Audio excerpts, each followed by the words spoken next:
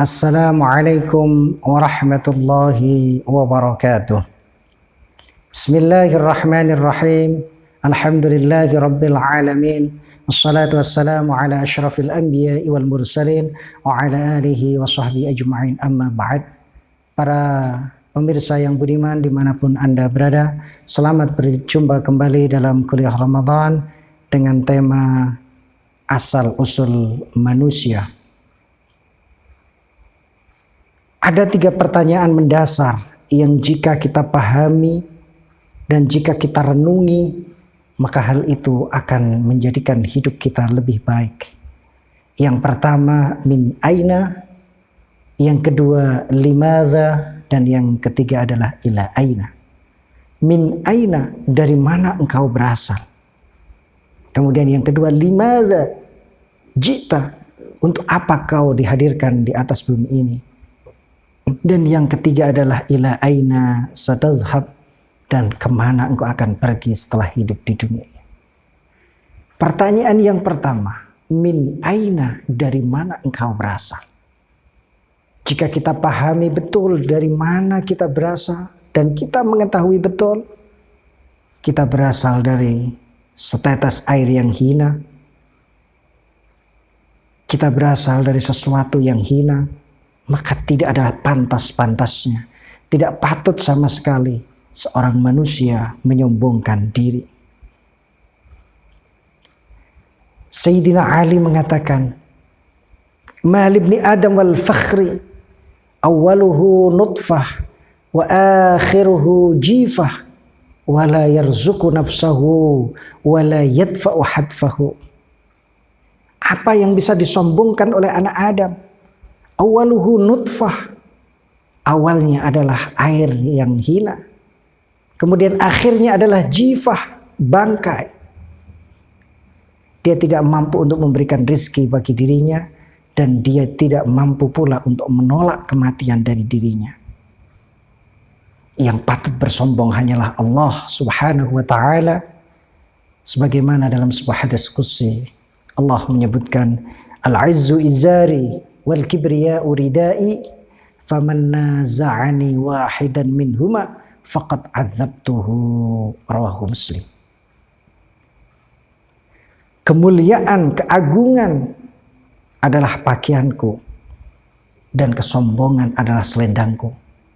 Barang siapa di antara kalian berani merebut salah satunya, maka aku akan menyiksanya, kata Allah dalam sebuah hadis qudsi. Dalam sejarah kehidupan manusia, Allah telah mencontohkan bagaimana kehancuran orang-orang yang sombong. Bagaimana kaum yang menyombongkan dirinya dihancurkan oleh Allah Subhanahu wa ta'ala. Contoh konkretnya adalah Fir'aun. Seorang raja yang hidup di zaman Nabi Musa alaihissalam, yang sangat diktator dan sangat sombong, hingga disebutkan di dalam Al-Quran pernah dia mengaku sebagai Tuhan.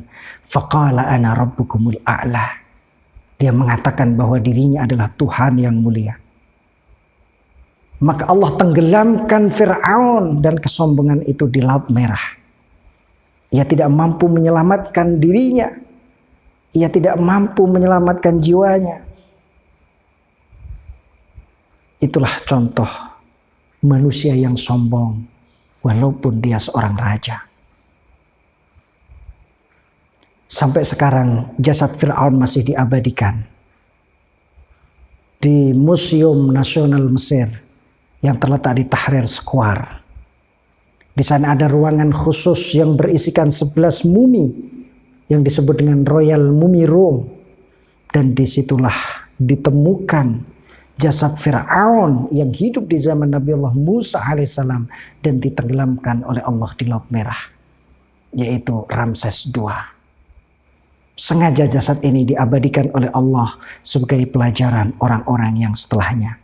Betapapun hebatnya jabatan seseorang, betapapun Fir'aun menjadi seorang raja yang hebat, kekuasaannya meliputi tanah Egypt, toh dia adalah tetap manusia yang lemah, tidak mampu menyelamatkan nyawanya ketika tenggelam di Laut Merah. Kesombongan karena hartanya telah dicontohkan oleh Allah Subhanahu wa taala, yaitu Qarun, salah seorang yang juga hidup di zaman Nabi Allah Musa alaihissalam. Menurut sebuah tafsir, Qarun ini adalah putra dari paman Nabi Musa, berarti sepupu dari Nabi Musa alaihissalam. Dia yang dikaruniai oleh Allah harta yang berlimpah, akhirnya muncul kesombongannya. Dan akhirnya Allah juga tenggelamkan dia hidup-hidup. Ya kuburkan hidup-hidup beserta hartanya di dalam tanah. Ini adalah Qarun. Dan menurut sejarahnya, Qarun ini ditenggelamkan di daerah Fayum, 90 km dari kota Kairo. Di sana ada sebuah danau yang terkenal dengan Buhairah Qarun. Dan disitulah Qarun ditenggelamkan oleh Allah Subhanahu wa ta'ala. Danau tersebut memiliki luas kurang lebih 30 km kali 10 km. Dan memiliki kedalaman 30 hingga 40 km. Sebagaimana pernah diteliti oleh seorang peneliti sejarah, Rushdie Al-Badrawi, dalam bukunya Qasasul Anbiya wa Tarikh. Dua contoh manusia inilah contoh manusia yang sombong karena jabatan dan karena hartanya. Allah akhiri hidup mereka dengan kesengsaraan dan kehinaan. Oleh karena itu, jika kita selalu mengingat dari mana manusia berasal, manusia tidak akan sombong kepada Allah. Karena kita hidup ini tidak memiliki apa-apa. Kita lahir tidak memiliki apa-apa. Dan kita kembali kepada Allah juga tidak memiliki apa-apa. Kecuali amal yang akan kita bawa. Semua harta, jabatan, rumah, anak, semuanya adalah amanah dan titipan dari Allah. Dan suatu saat jika kita telah dipanggil kepada Allah, amanah itu kembali kepada Allah Subhanahu wa ta'ala. Dan yang paling berat, kesombongan ini adalah menjadi penghalang untuk masuk surga. La yadkhulul jannata man kana fi qalbihi mithqalu dzarratin min kibrin. Tidak akan masuk surga orang yang di dalam hatinya ada kesombongan meskipun sebesar biji sawi. Oleh karena itu, kita dianjurkan untuk dapat menjauhi. Kita diharuskan untuk dapat menjauhi sifat-sifat sombong. Dan kita berselendang dengan sifat-sifat tawadhu. Karena apa? Karena Rasulullah SAW bersabda, "Man tawadhu'a lillah rafa'ahu Allah, wa man takabbara wada'ahu Allah." Barang siapa yang tawadhu kepada Allah karena Allah, maka Allah akan angkat derajatnya. Dan barang siapa yang sombong, justru akan Allah rendahkan derajatnya. Contoh konkret sifat tawadhu adalah yang pernah diajarkan oleh Syekh Abdul Qadir Al-Jilani kepada muridnya dalam sebuah pesan beliau. "Idza laqita ahadan minan nas ra'aital fadla lahu 'alaik." Jika engkau berjumpa dengan manusia siapapun, maka silahkan melihat orang yang Anda jumpai memiliki keutamaan lebih dari Anda.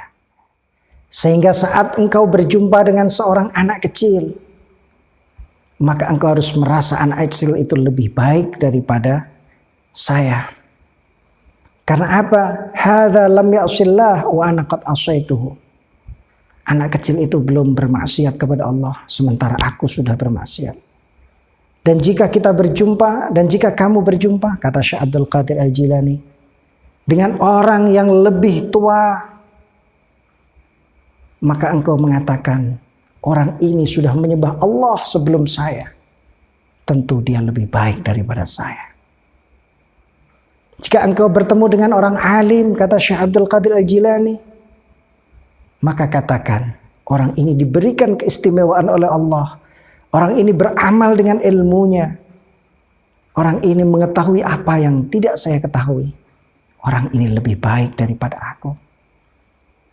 Dan jika engkau bertemu dengan orang bodoh, maka katakanlah, orang bodoh ini maksiat dengan Allah karena kebodohannya, sementara aku maksiat kepada Allah dengan ilmu. Maka setiap kita menjumpai orang lain, maka kita berhusnudzon orang itu lebih baik daripada saya. Inilah salah satu contoh sifat tawadhu yang luar biasa yang diajarkan oleh Syekh Abdul Qadir Al-Jilani kepada muridnya. Demikian, mudah-mudahan ada berkah dan manfaatnya. Kurang lebihnya mohon maaf. Wallahul muwaffiq ila aqwamit thoriq. Wassalamualaikum warahmatullahi wabarakatuh.